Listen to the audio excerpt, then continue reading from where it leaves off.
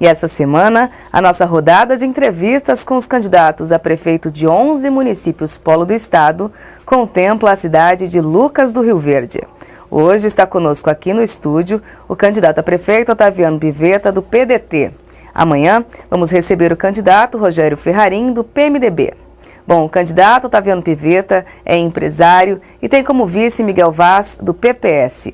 A coligação Lucas Cada Vez Melhor conta com 13 partidos e o gasto estimado da campanha é de R$ 2.500.000. Para conhecimento, Lucas do Rio Verde está localizada no médio norte do estado, a 354 quilômetros da capital, e possui cerca de 45.500 habitantes, sendo desse total pouco mais de 31.700 eleitores.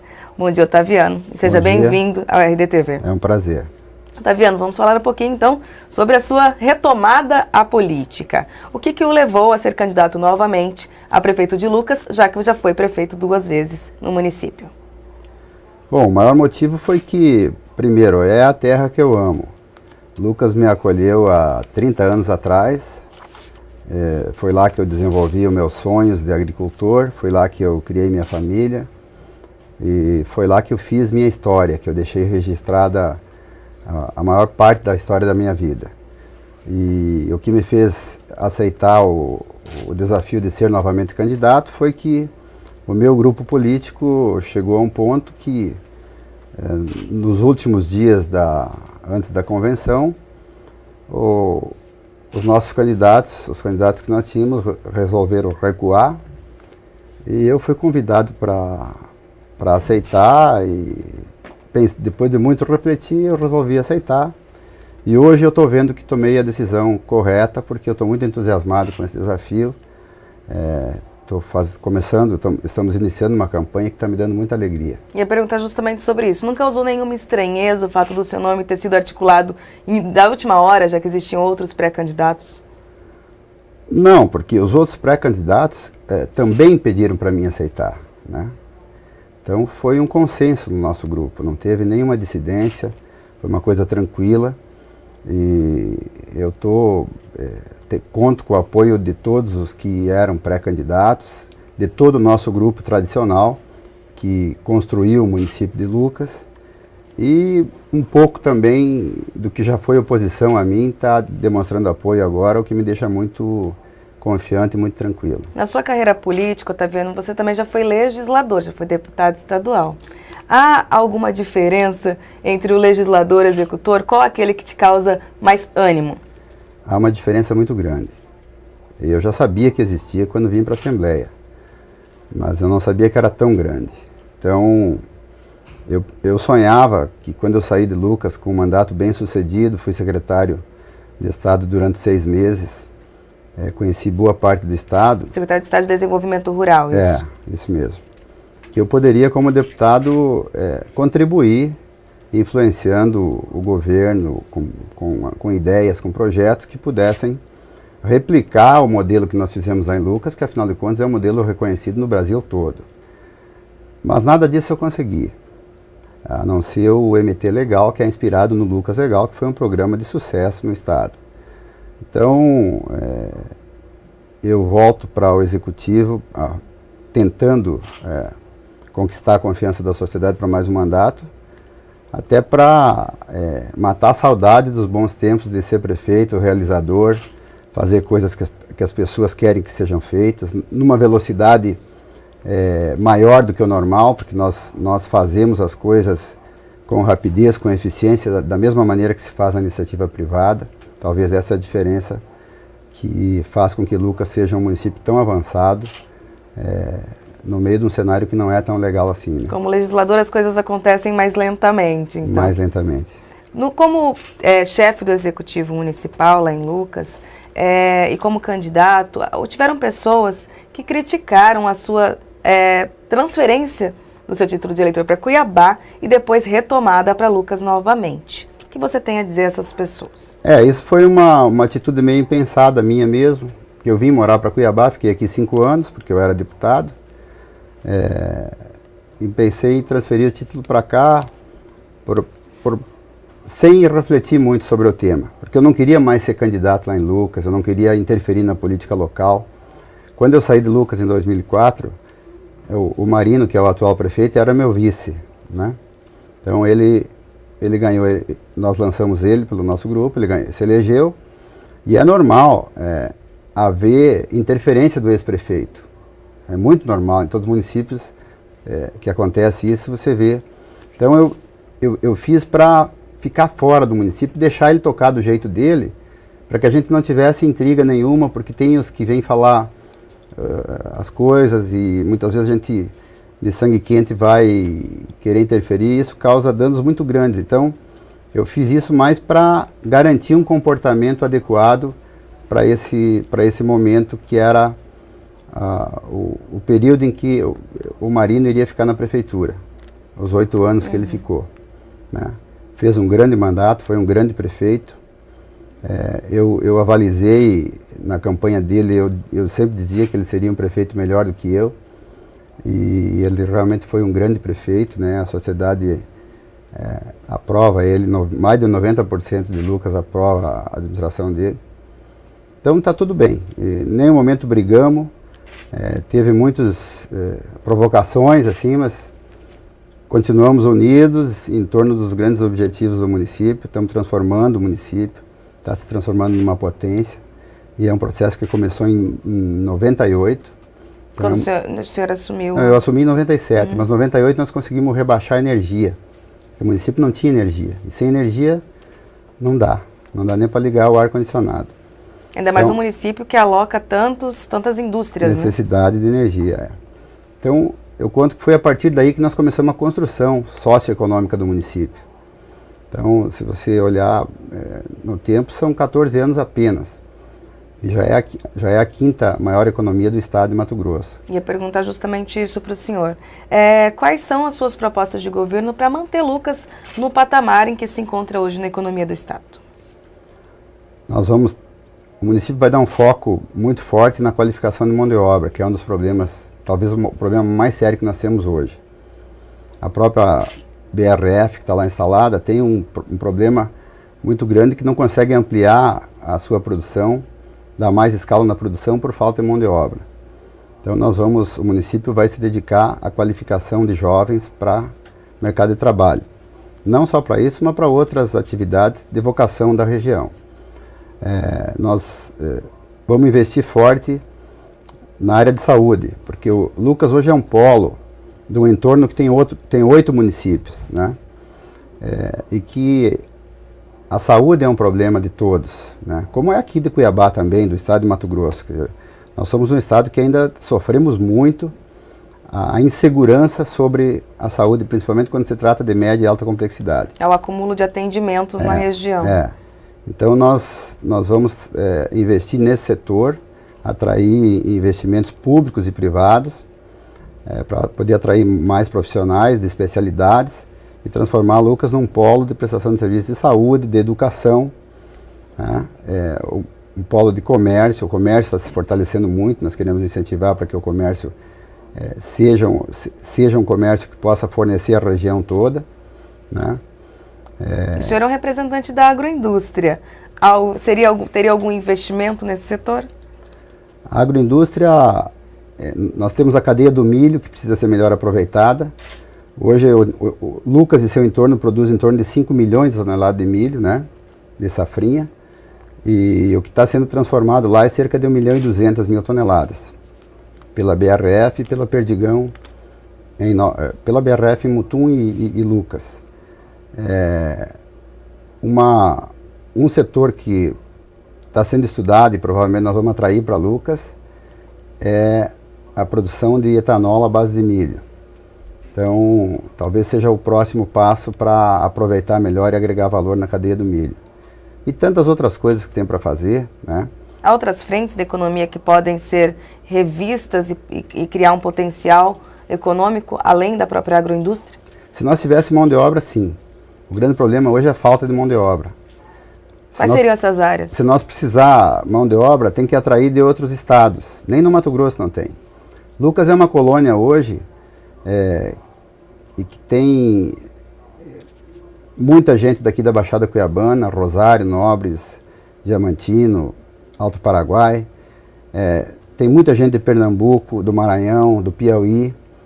É uma terra que virou a casa de muitos brasileiros que estão indo para lá para melhorar a sua vida. Para você ter uma ideia, dos 16 mil domicílios residenciais que tem em Lucas, 7 mil deles foram proporcionados pelo município.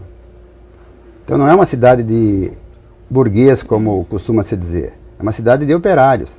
Só que o município está sempre presente para proporcionar as condições para essas famílias viverem bem. E cada bairro desses tem uma escola atrativa, tem um PSF, 100% pavimentado, 100% com água, né? Na economia, nós não estamos muito preocupados. A economia vai bem, das empresas que estão instaladas, tem muita capacidade de ampliação ainda, né? Nós estamos preocupados em oferecer melhores condições para que as pessoas vivam melhor, tenham um atendimento no serviço público melhor. Então, no caso, a saúde, habitação, educação. Saúde, habitação, educação. Segurança, que também não é... O município tem muita pouca capacidade de agir nesse ponto. A nossa segurança é muito deficitária, muito deficitária. Você tem uma ideia, eu saí de Lucas em 2004, nós tínhamos 18 ou 20 no contingente da Polícia Militar. Hoje tem 28. Né? Não mudou muita coisa. Não mudou nada. Eu falei com o comandante a semana passada, ele está desesperado, trabalha dia e noite, não tira a farda, porque tem que atender. Como é um município que tem um giro muito grande de dinheiro, muitos municípios do interior sofreram o que a gente chamou de desse bang-bang que ocorreu aí em relação aos bancos e tudo mais. Como que teria essa relação com o governo do estado, já que muitos municípios colocam a culpa no estado, já que a segurança pública é da alçada do governo estadual? Não, a culpa é realmente do Estado. O Estado deve isso para a sociedade há muito tempo e não paga essa conta, né? O Estado faz pouco na área de segurança pública, fez no passado pouco, continua fazendo pouco e, pelo visto, ainda não é a prioridade. Então, o que nós esperamos, nós que fomos e seremos, se Deus quiser, dirigentes municipais, é que o Estado cumpra com a sua função, assim como o município tem que cumprir com a sua. E a segurança pública é uma função, é obrigação do Estado, né? Se eleito, o senhor seria oposição ao atual partido do governador, o PMDB. Como conseguir travar esse embate sem que o município seja boicotado? Olha, para começar, eu sou muito humilde. O fato de eu ser oposição não quer dizer que eu vá ficar brigando com o governador do estado. Tenho uma relação muito boa com o governador do estado, respeito ele. E o que nós vamos esperar é que ele respeite a sociedade do meu município, né? E faça a obrigação que tem que fazer. É só isso, mas eu já sou acostumado a ser prefeito na oposição. Eu fui prefeito 2 vezes na oposição e comecei essa grande construção. Como deputado também na Assembleia? Não tem problema não. Eu acho que a gente precisa ter respeito, fazer política e ter posição. Política é o que deveria acontecer em regra. Infelizmente hoje é a exceção. Mas o que eu vou fazer é defender os interesses do meu município e o Estado cumprindo com a sua função já está bom. Otaviano, como conseguir reverter o quadro, já que a última pesquisa divulgada, inclusive aqui pelo site RD News, em parceria com o Mark, em relação a Lucas, você aparece em segundo lugar contra o Ferrarim. Como conseguir reverter o quadro eleitoral no município? Olha, teve um outro site de Sinop, Eu Só Notícias, que também divulgou uma pesquisa que dá um resultado muito diferente do resultado que foi divulgado aqui. Eu sei que vocês do RD News e do Só Notícias, o que fazem é apenas divulgar a pesquisa. Então eu tenho dúvidas sobre qual pesquisa que está certa. Como você tem ido às ruas? Eu prefiro acreditar nas minhas convicções e eu tenho muita confiança na minha história, tenho muita confiança nas minhas propostas e na relação que eu tenho com a sociedade. É uma coisa muito natural. Eu tenho certeza que eu vou ganhar as eleições e não vai ser com uma margem muito pequena de voto, não. Não vai precisar nem recontagem. O Ferrarin do PMDB, o seu opositor, já que temos só 2 candidatos em Lucas, ele também tem o mesmo sobrenome, tem um grau de parentesco contigo, é um primo. Não é um racha em família? Dá para ter um almoço de domingo? Não tem nada disso. Eu estou na política desde 96. Ele na época era um menino. E é um bom menino, quero dizer. Hoje já não é mais, ele tem lá seus 35, 36 anos. E quem escolheu o lado foi ele, eu já tinha lado. Então, eu não pude evitar. Se eu pudesse ter evitado, ele sabe que eu fiz de tudo para evitar. Ele, inclusive, sabe. Eu não pude evitar, então vamos em frente. Eu vou disputar apenas com ele, não pretendo ofendê-lo, não pretendo usar de nenhum argumento que não seja contar a história, contar o que nós fizemos já pelo município e falar das ideias que eu tenho e assumir compromissos com a sociedade. Não vamos apelar para nenhum expediente que não seja esse. O senhor está apostando, então, na questão da própria experiência que o senhor teve no município como administrador?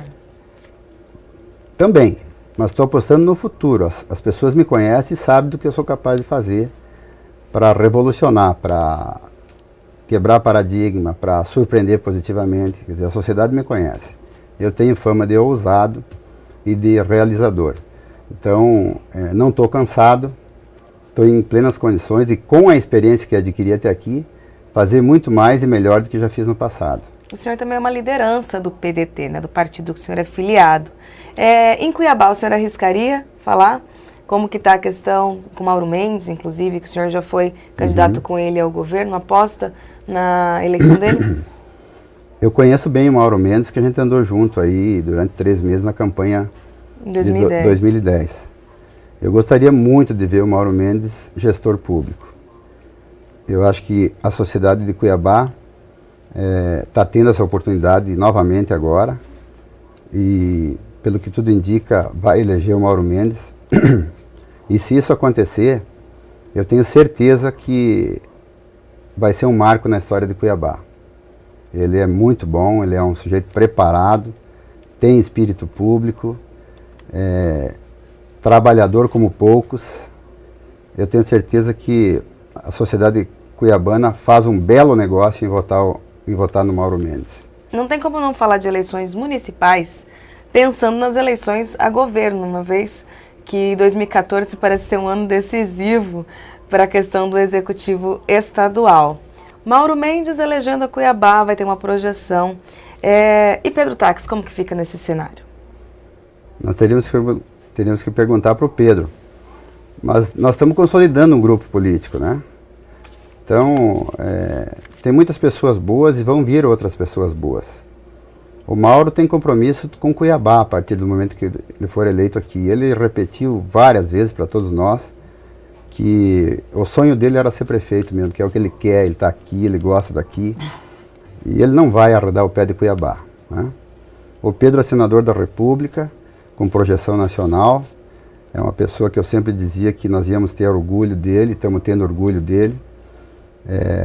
É um potencial futuro governador, sem dúvida nenhuma. Mas tem outros nomes e surgirão outros nomes também. Nós não podemos, acho que, ficar carimbando figura agora, que é muito cedo, né? Pode desestimular pessoas boas para vir para a política, enfim. O importante é a gente administrar as vaidades, e eu tenho ajudado a fazer isso no nosso grupo político, né? É difícil? É difícil.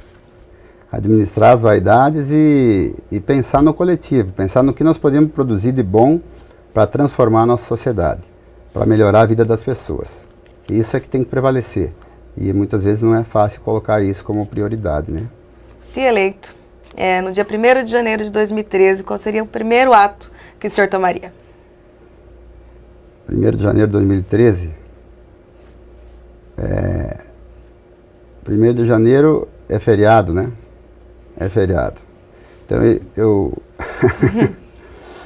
nesse dia eu iria reunir a minha equipe para planejar, né, definir as prioridades, analisar todos os números e a partir do dia 2, então, cada um pegar o seu eito, né, que a gente fala, cada um pegar as suas responsabilidades e começar a trabalhar. Já seria um feriado com trabalho, então. Feriado com trabalho, com certeza. Foi assim no passado também.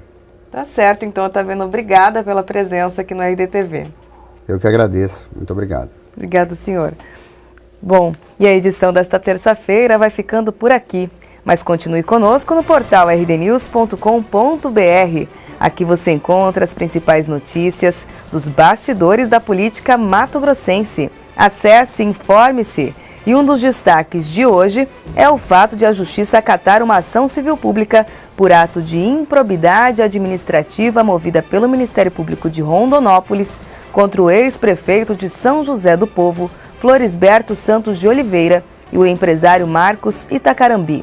Os dois tiveram os bens bloqueados e vão ter que devolver mais de R$100 mil aos cofres públicos. Opine! E eu vejo você de novo amanhã, ao vivo, às 8 horas. Até lá!